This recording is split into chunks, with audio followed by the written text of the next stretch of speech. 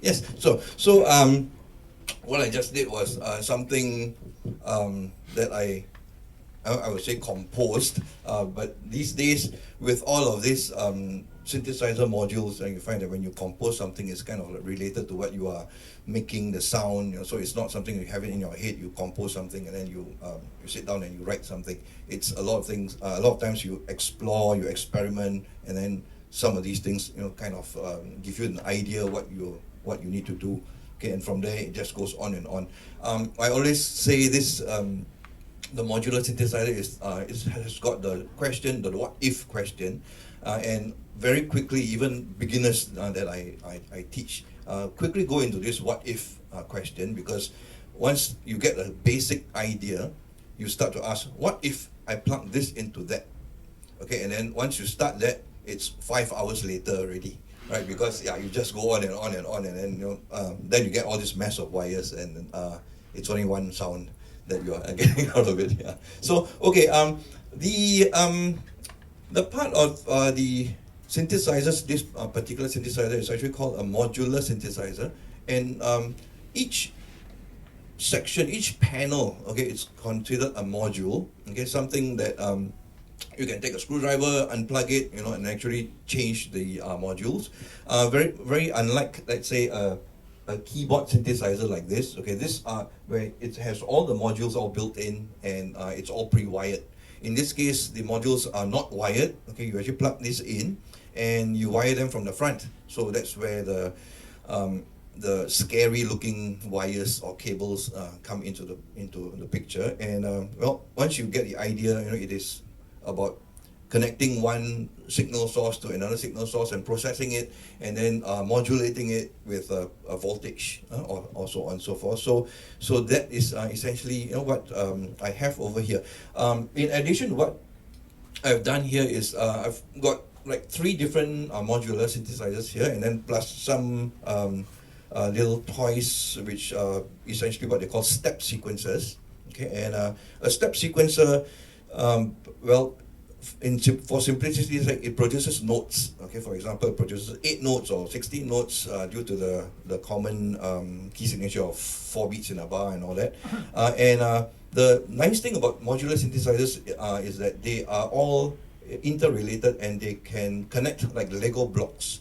Okay, so if you get a different brand of synthesizers and you connect it to, let's say, the Korg over here, okay, which connects to some other modules over here, it will be compatible.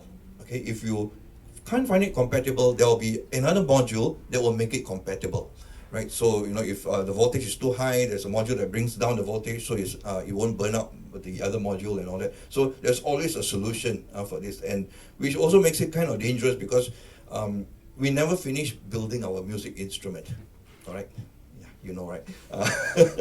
So once this is finished, the next thing we usually talk about in the synth circle is that you want to buy a new case. Like for example, Thorsten over here, I bought this white case from him, and I quickly filled it up. Okay, so now I need another case, right? And then when you fill that up, then it's another case and another case, and then soon you have a whole wall of cases, and then you're still building it. So it goes on and on. You kind of never finish buying one, and of course all of this can be interfaced into the modular as well, right? So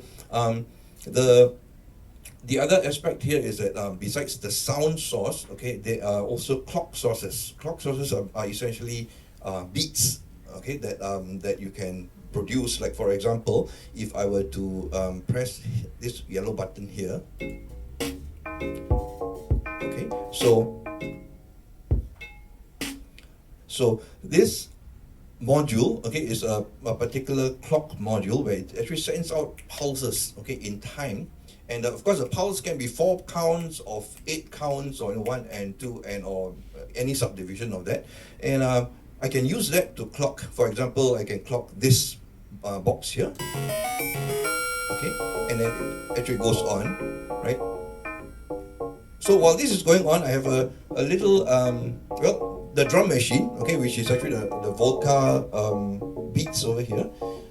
The only thing I have to do is I hit it on time. Okay, so this is maybe, okay, so this is a little out of time. Okay?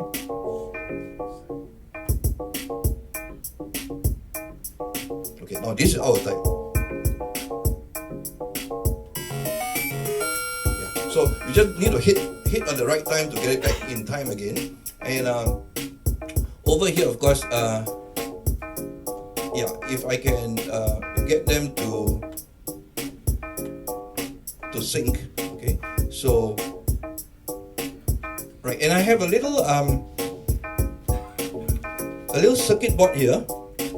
Okay, you can't really see it, but I just built it about a couple of days ago, and it's another sequencer. Okay, what it does is it produces 6 notes, rather 16 notes. When I hit play, okay, I would get something like. Okay, let me see, where is it? Oh.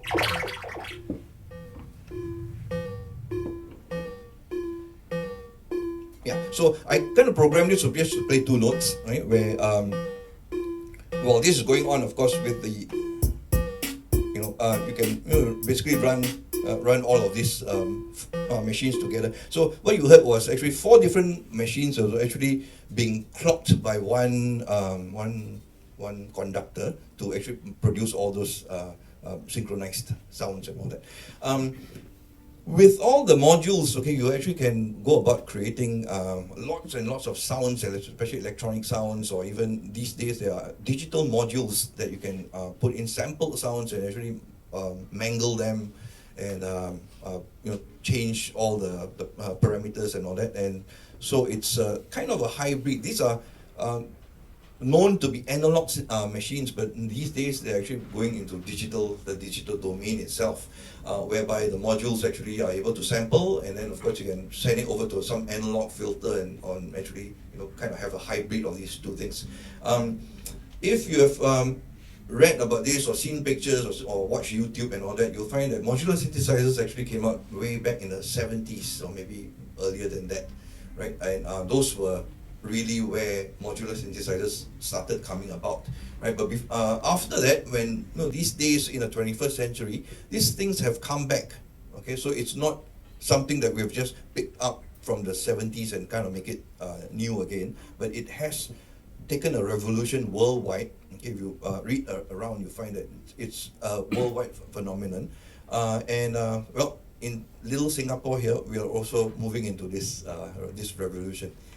To get the idea of what all this can do. So with that, you'll find that I guess the new portion of the 21st century, what it does to the old modular synthesizers is these days iPads can even be used to interface with synthesizers. These modular synthesizers. So that's new. Okay, that's not something you can do way back in the 70s. But these days you have iPads actually being able to generate control voltages that will be able to control such things. So it's going to hybrid, and things are going to get a little more complicated or a little more advanced. And well, all the better for us when we start learning about all these things. So what I have, or what you heard earlier, is not particularly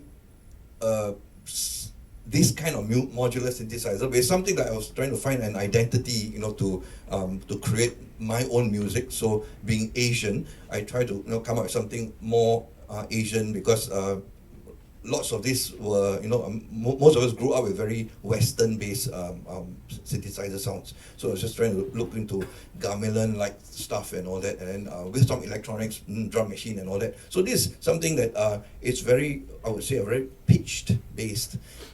In the modular circle, there's this thing called the East Coast and West Coast sound.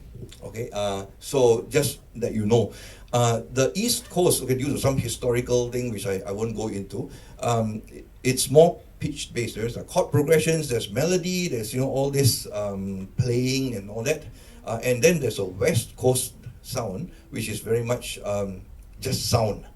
Okay, so the composition is sound based. That means you play as little notes as possible, or you don't play any notes at all, and then you just listen to the sound, okay, and appreciate that. So that's West Coast sound, and of course the East Coast will be a little bit of what I I grew up with East Coast sound, so I kind of like, no matter what, when I try to do the West Coast sound, it's a little difficult for me to appreciate it. Okay, I think most of us in Asia have a tendency to appreciate the East Coast sound. We want more notes, So in any case, my two friends, David and John, who will be performing later, they'll give you an idea of East Coast and West Coast. Okay, David will actually come in with a little more East Coast sound. Okay, so I think that's just a little gist of it. Okay, I won't have much time because I like to pass it over to David, who's next.